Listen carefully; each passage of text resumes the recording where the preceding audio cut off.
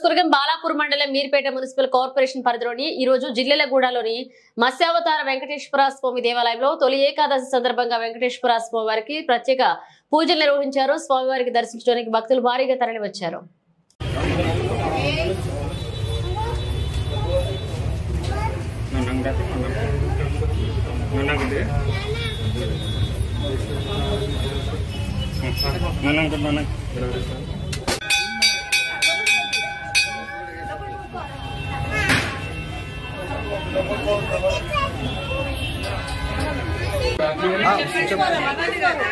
जय श्रीमन्नारायण कल्याणार्थ गात्राय कामितार्थ प्रदायिने श्रीमद् वेंकटनाथाय श्रीनिवासाय मंगलम।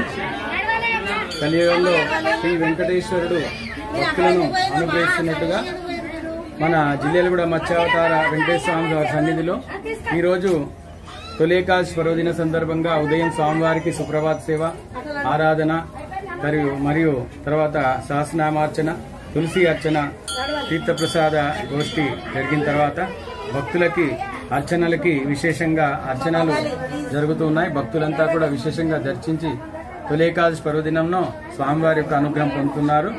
అలాగే తొలి ఏకాదశి సంవత్సరం వచ్చేటువంటి ఏకాదశి తొలి ఏకాదశి చాలా విశేషమైనటువంటిది. ఎందుకంటే ఏకాదశి నుంచి కూడా మనకు తెలుగువారికి పండుగలు, హిందువులకు పండుగలు ప్రారంభమవుతాయి.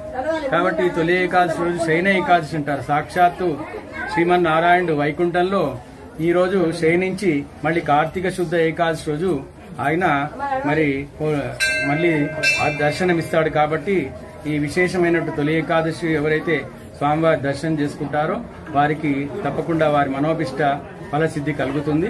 మత్స్యావతార వెంకటేశ్వర స్వామి పరిపూర్ణ అనుగ్రహం పొందారు. కాబట్టి కూడా విశేషంగా పొద్దున్న నుంచి కూడా భక్తులు అనేకమైన సంఖ్యలో వచ్చి స్వామివారి దర్శనం చేసుకుని అర్చన చేసుకుని స్వామి అనుగ్రహం పొందుతున్నారు. జై శ్రీమన్నారాయణ. హరే ఓం స్వస్తి పురోగమోత్తర దక్షిణాయన ఆషాఢమాసే శుక్ల ఏకాదశి శయన ఏకాదశి చాతుర్మాస ప్రారంభం రోజున ఈ రోజు మన జిల్లెలగూడ గ్రామంలో వేయించేసిన మత్స్యావతార వెంకటేశ్వర స్వామి దేవాలయంలో విశేషంగా స్వామివారికి ఉదయం పుష్పార్చన జరిగింది. తీర్థప్రసాద గోష్ఠి మంగళాశాసనం జరిగిన తర్వాత మధ్యాహ్నం వరకు స్వామివారి యొక్క అనుగ్రహానికి పాత్రలు కావడానికి భక్తులు విశేషంగా తరలివచ్చినారు.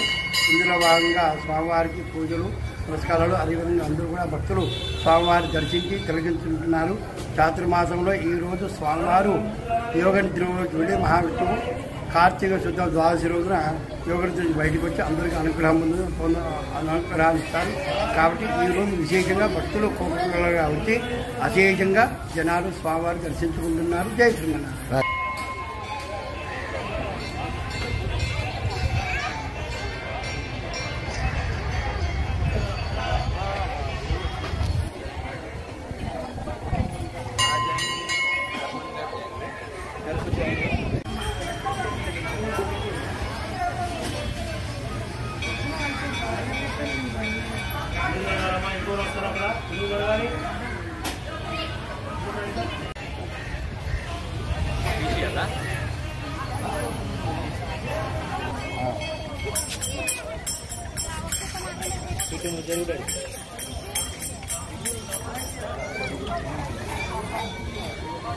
జరుగుతాడు.